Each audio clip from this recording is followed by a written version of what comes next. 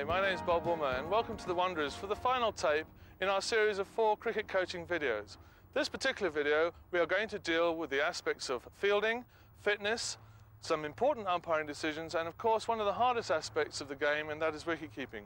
And with me today I've got David Richardson, the South African wicket keeper, who's going to explain to us exactly what his role is. Dave. I think the most important aspect of a wicketkeeper is obviously to catch every ball that comes his way. But apart from that, you've got to be enthusiastic in the field, really get the guys going right through a long, hot day of 6 or 7 hours. And then the other secondary aspects of a wicketkeeper, you've got to make sure that you're in a position to advise your captain on tactics, how the ball is swinging, if it is swinging at all, if it's spinning, who's bowling well, are we bowling the right line, etc. Right. And if you're going to teach a youngster to keep wickets, where does he have to start? What's the hardest part? I think the most difficult part of keeping, and it takes a lot of experience, is keeping to the spinners, standing right up to the wickets.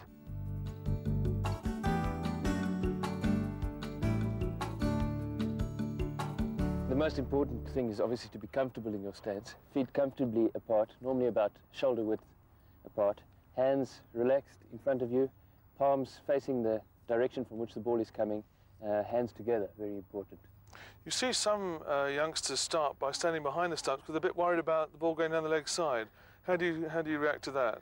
Well, obviously you've got to be able to see the ball to catch it, and if you're standing behind the stumps, your view of the ball is going to be impeded by the batsman. So you've got to give yourself a little bit of width, stand just wide of the stumps, and then you've got a clear view of the ball leaving the bowler's hand. Some batsmen pick the bat up crooked, and does that affect your eye line? And if it does, what do you do about it? It's quite a problem sometimes. Quite a few batsmen lift the bat up almost directly level with your eyes, and then all I try and do is really either just go a little bit lower or maybe just stretch a little bit above or even go a little bit wider. Okay, so let's go through that again, those points. It's very important. You notice Dave's gone down, his palms are wide apart, his feet are shoulder width apart, his eye level is good there, and he's ready now to take the ball. The important thing here when taking the ball, try and take the ball, or first of all, try and stay down, keep your eyes level with the ball, and then only come up as the ball is rising.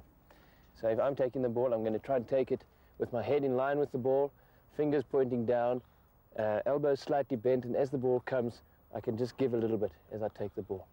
So it's from the stance, there, head in line, taking the ball. Now if the ball keeps low, Dave, you know, some wickets are worse than others. If the ball keeps low, how do you cope with that situation? Well, you've got to really concentrate then on making sure that you keep your head down, staying down right to the last minute. As it pitches, only starting to come up with your hands. Okay. Keep your hands low and then come up with the level of the ball. Right. Now the other thing that's always intrigued me is how do wicketkeepers stop the ball down the leg side? You know, the batsman's in the way and the ball's going down the leg side, and it seems to me it must be 4 byes all the time. So Dave, you know, talk us through that. That's probably the most difficult aspect of wicket keeping, taking the ball down the leg side, because it's going to disappear from view for a fraction of a second as it goes past the batsman, depending on his size. But what I think the most important thing is to do good footwork.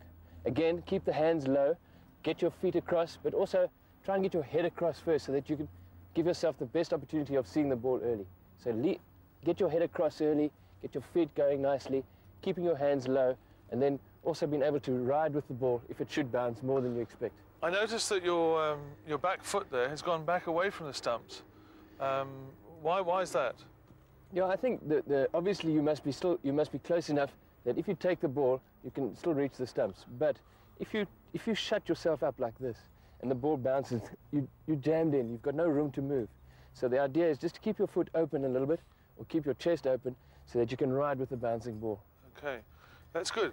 Okay, let's see Dave demonstrate that in the middle. Remember the wicketkeeper's motto: every ball is mine. Hands together, eyes level, feet shoulder width apart.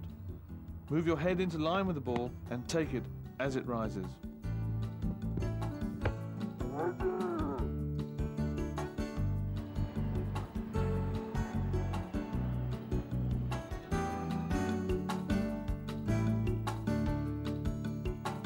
Right, we've dealt with the wicketkeeper standing up. Now we're going to deal with the wicketkeeper standing back. Dave, what's the basic difference between standing up and standing back? Well, standing up, obviously the most important is just taking the ball correctly. Standing back, you're looking to be more like a goalkeeper, to cover as much ground as you can, diving to your right, down the leg side. And how far do you stand back? A lot will depend on the pace of the bowler and the bounce of the wicket. I always try and stand back far enough that I've got enough reaction time, number one, and then also try and take the ball as it's starting its downward movement.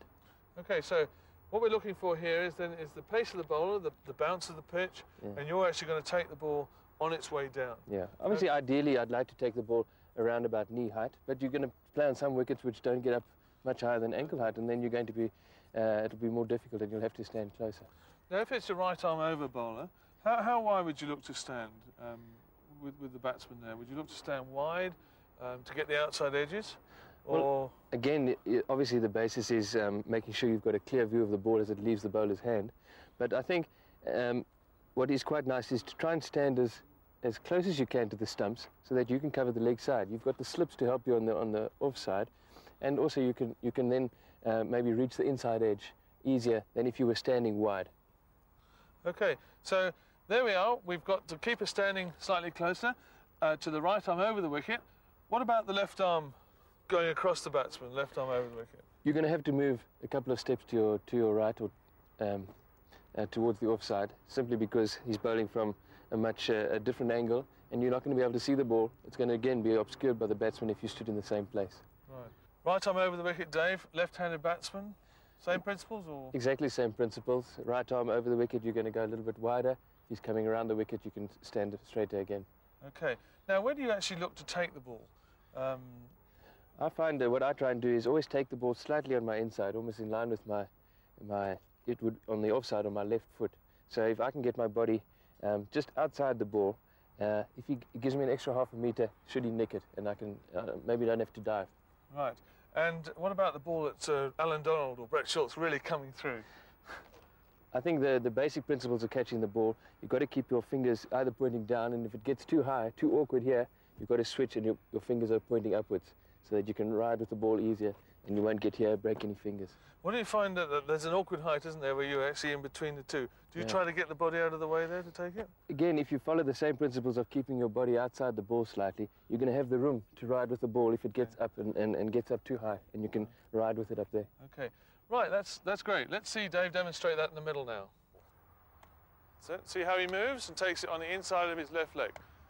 Good. Right, that was to the left-hander. And now he's going to practice taking the ball in his right hand. See how he straightens his arm. That's good. Okay, now in his left hand. Again. Okay, he's going to straighten his arm again. That's it. He keeps his gloves on line and he takes the ball. And now the one above his head. He uses his strong hand always to catch the ball. That's it. Okay, now we're going to see Dave diving and rolling, first to his right with one hand.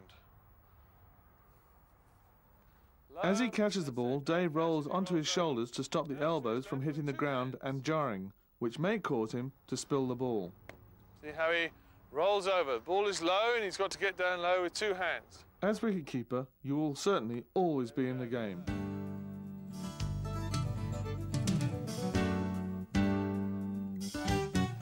As you heard Dave say earlier, it's very important for him to catch the ball cleanly.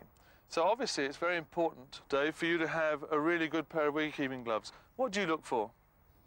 I tend to favour the tailored variety of glove, nice, neat, narrow cuffs, so that they don't get too cumbersome.